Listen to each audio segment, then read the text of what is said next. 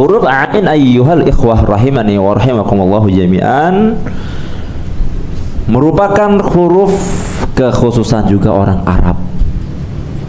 Orang yang paling fasih, orang yang paling, kalau bahasa Perancisnya, paling lekoh. Perancis itu perawatan Ciamis ya aslinya. Menurut orang Perancis, orang yang paling lekoh, kalau bahasa Jawanya, orang yang paling medok di dalam mengucapkan huruf ain adalah orang Arab. Orang Indonesia untuk masalah ain sangat-sangat tidak memperhatikan. Assalamualaikum, kita malah assalamualaikum. Kemudian Abdullah jadi apa? Abdullah. Bahkan lebih parah lagi, bedul, dul, sidul, banyak banget, adul. Ain tidak diperhatikan. Kalau orang Arab ayyuhal ikhwah, kalau kita ke Arab Saudi, kita benar-benar ainnya tuh benar-benar melengkik, benar-benar mencolok sekali. Kalau mereka mengatakan assalamualaikum ya Abdul Aziz ta'al, jadi benar-benar ainnya tuh benar-benar. Kalau belajar hiwar percakapan bahasa Arab, assalamualaikum, waalaikumsalam, ilaina anta ya Abdul Aziz ta'al, kayak gitu. Ainnya itu kurang diperlihatkan. Orang Arab assalamualaikum, waalaikumsalam, ta'al ya Abdul Aziz. Ainnya itu benar-benar kelihatan sekali. Nah, karena itu ini di antara huruf yang perlu kita kita benar-benar mengulang-ulang, melatih. Seperti huruf apalagi yang kemarin, huruf dhad. Huruf dhad termasuk huruf yang sulit. Maka ketika kita mengatakan ini adalah huruf kekhususan orang Arab, maka kita harus lebih memperbanyak, melatih. Dulu pas kita masih mondok, pas ada latihan ain itu, ada di antara kita sampai mau muntah. Mungkin saking, karena memang Anda dulu sering bilang kepada jamaah sekalian harus mengulang-ulang.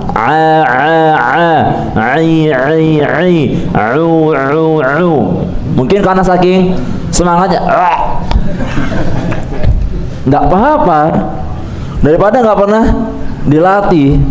Nanti paham, kalau nggak dilatih lupa, nggak dipraktekin.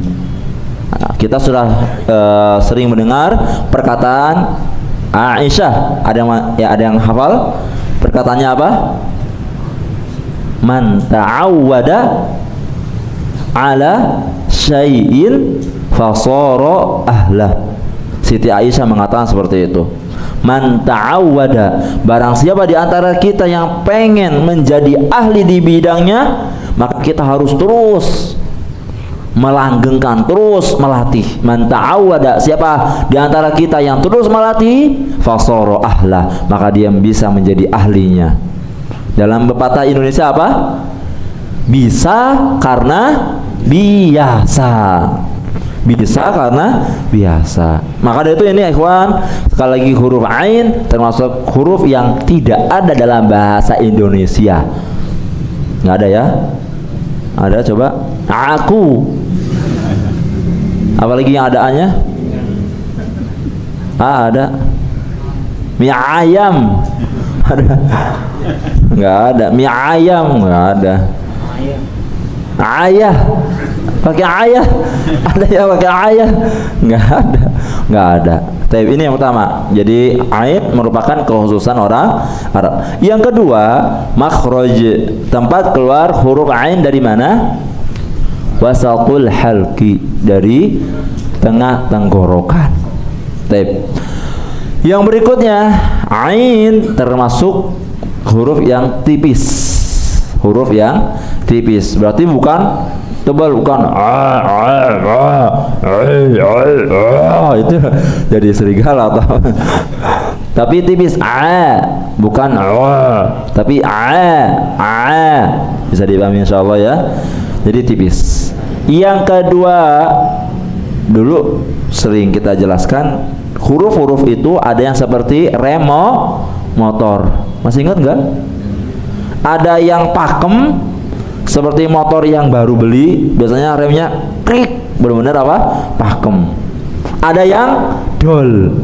Yang dol itu remnya biasanya motornya udah tua. Remnya sudah apa? Dol. Dan ada juga yang pertengahan, yang nggak terlalu lama, nggak terlalu baru. Begitu juga huruf-huruf, ada yang seperti rem dol, ada yang apa? Dol itu lawannya apa? Pakem, dan ada juga pertengahan. Dan huruf ain ayyuhal ikhwah termasuk huruf yang pertengahan. Bukan ketika dimatikan, bukan enggak. Bukan juga yang dol, enggak. Tapi apa pertengahan? Perhatikan.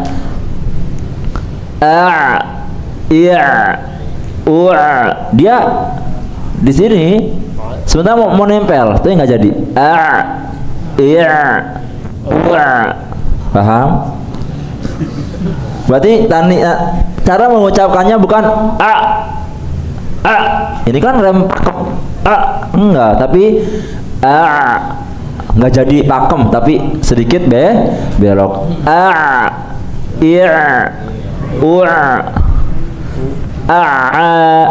Seperti itu. Bisa dipahami insyaallah ya. Bisa dipahami? Jadi bukan remnya dol. Enggak, tapi bisa dipahami insyaallah. Berikutnya ayyuhal ikhwah, tipis, kemudian remnya tadi apa? Pertengahan. Kemudian yang harus kita ketahui juga, sering terjadi kesalahan ketika bertemu dengan apa? Hamzah. Tadi ada yang bilang hamzah. Karena huruf zai orang Jawa apa? Jadi hamyah. Bukan hamyah, hamzah. Sering terjadi kesalahan ain ketika bergandengan dengan huruf hamzah, bukan hamyah. Hamzah seperti a'u. Ada di antara kita malah semuanya ain, a'u.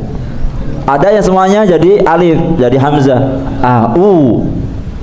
Atau seperti yang lain, an'amta, hamzah kemudian ain, an'amta. Ada di antara kita kebalik-balik, an'amta, ain semuanya. Atau jadi alif semuanya, an'amta. Atau kebalik, an'amta.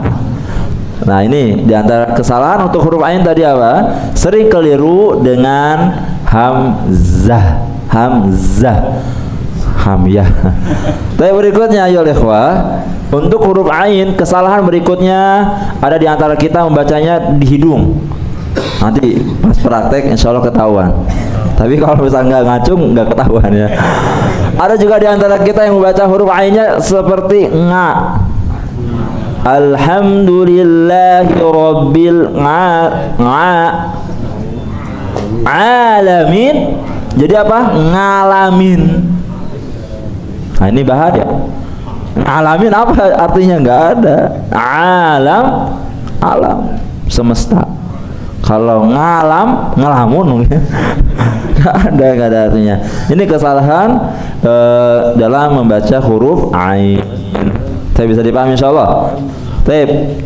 Tolong dihafalkan, diingat. Yang pertama, untuk berkenalan huruf ain, tempatnya yang pertama tadi, dia adalah huruf kekhususan orang Arab. Maksudnya adalah orang yang paling fasih, orang yang paling lekoh, orang yang paling medok di dalam mengucapkan ain adalah orang Arab. Yang kedua, tempat keluar huruf ain dari tengah tenggorokan. Yang ketiga, huruf ain seperti rem yang pertengahan. Baik.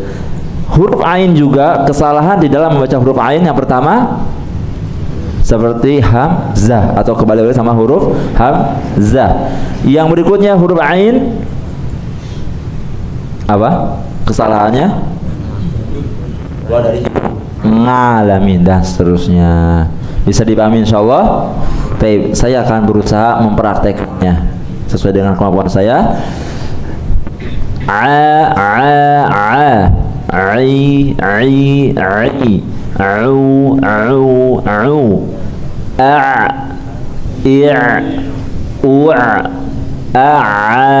jangan ini alif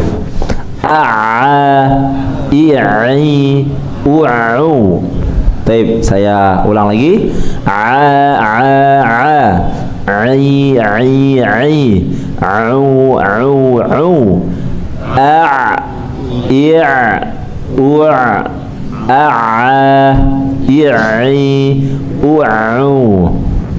Taib, bisa dipahami insyaallah. Terakhir saya akan mencoba untuk membacanya.